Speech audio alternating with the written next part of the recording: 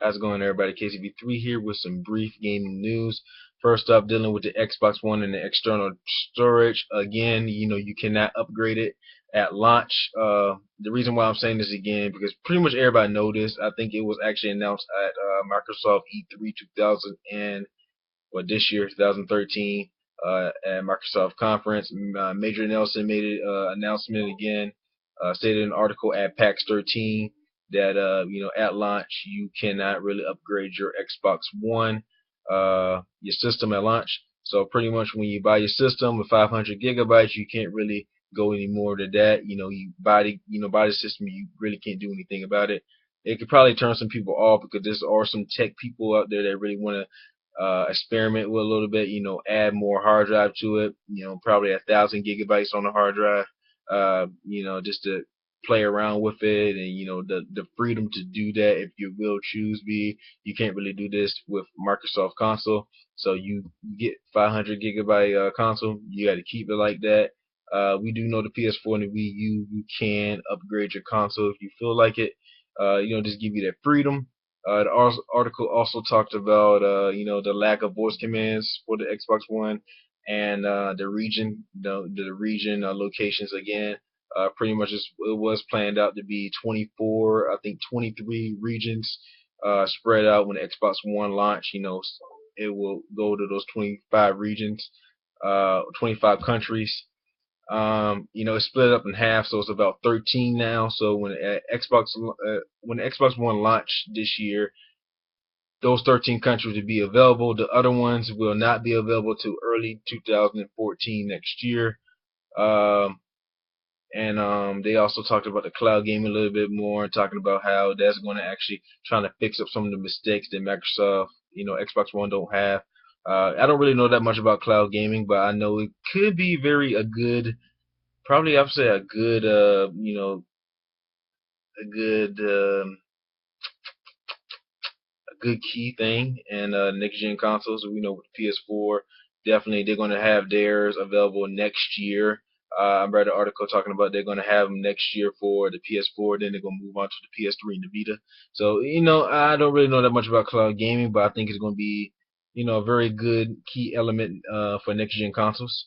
Next up, the PlayStation 4 will have a Tokyo Show event. 10 PS4 games will be available to play, and 500 titles will be available overall at Sony. So pretty much 10 titles for PS4. They will showcase. You can go in there and play it. We do know some of the exclusives for at launch for Sony. Dealing with Knack and Killzone and Killzone 4 and Drive Club. It's they haven't they said 10, but they listed 6 exclusives in the article. So the other 4 can probably be indie games, or they could probably be games we never, they haven't heard of yet. It probably can be, Sony probably are holding out some stuff, holding out some key games for later on. I read an article a couple of days ago that that they're actually planning to bring a classic game back on the PS4, and that's very amazing. I was just thinking about like Crash Bandicoot or Papa the Rapper or stuff like that. I don't know if I may be right or I probably am wrong, but out of those 4 games, probably games we've never seen before. Could be indie games, could be a mystery. So we just gotta wait and see.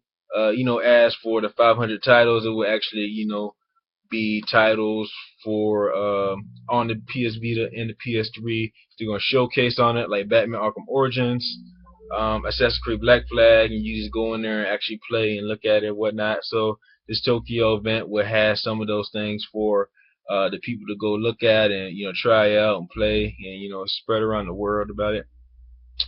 And lastly, GTA 5 news. I just seen this article a while ago. It's dealing with GTA 5. Might as well go pick it up.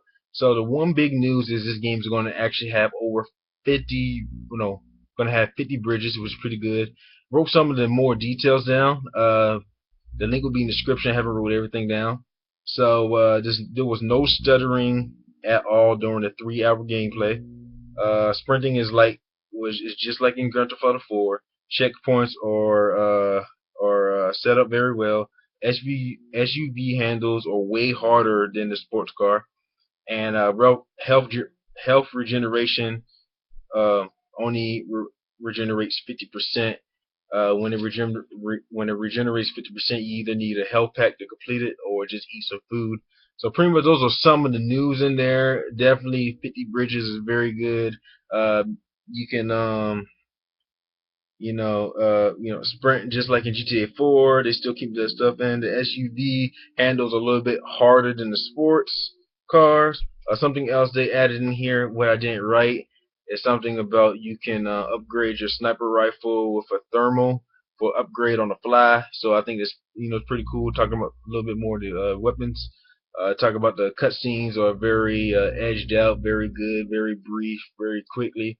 And yeah, there's a lot of good things in there. The article will be in the description. So pretty much that's all I have to say. Like, comment, subscribe. Let me know what you guys think about these 3 articles. Thanks for watching. KCB3, as always, everybody. Have a wonderful day.